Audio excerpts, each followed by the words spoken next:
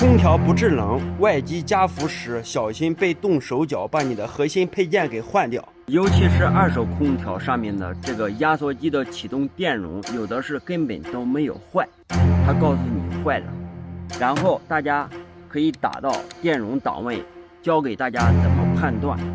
首先第一步要用钳子给它进行放电之后再进行操作。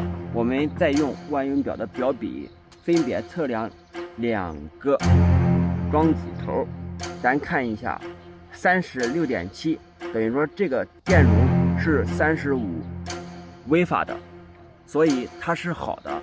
在加氟的时候，大家一定要看好自己的空调。